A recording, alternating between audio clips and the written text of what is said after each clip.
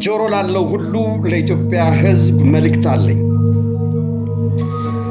ኢያሱ ሻንቅሎ ዩጋንዳ የሚኖር የወላይታ ተወላጅ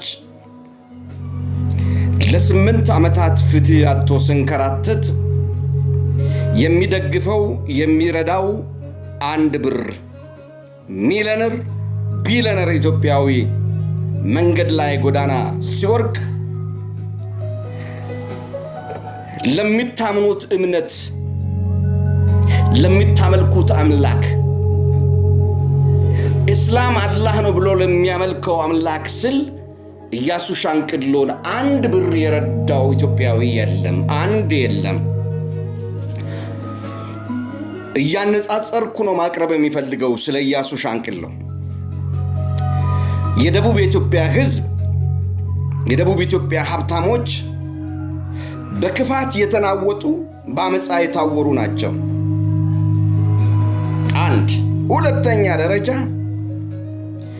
በመላው ዓለም ላይ ያለ ኢትዮጵያ የሚባል ዘረኛ ክፉና ቆሻሻ አስተሳሰብ የሚያራምድ ሰው ነው። ዘረኝነት ማለት እሸቱ መለሰ ከሰርኩ ብሎ አደባባይ ሲመጣ በአማራ ክልል የወሰደው መሬት ካፒታል ሲቲ ገነባለሁ ብሎ የወሰደው ሀብት ረሃብቴሽን አቋቁማለሁ ብሎ ገዳማትን አቋቁማለሁ በአሜሪካ አደራጅቶ የሰበሰበው ኮሚሽን በኮሚሽን የሚከፈል ታማኝ በየነ የጀመረው ኮሚሽን ስብሰባ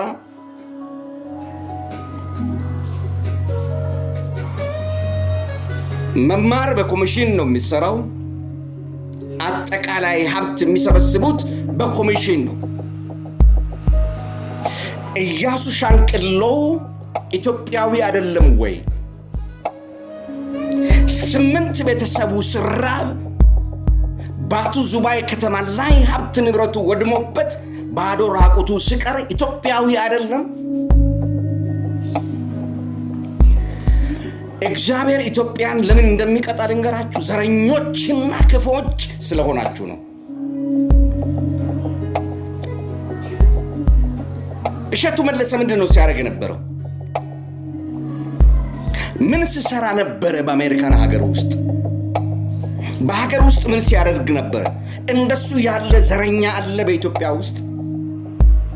እንደሱ ያለ ክፋትን የሚሰራ የሚጎነጉን ሰው አለ? ግን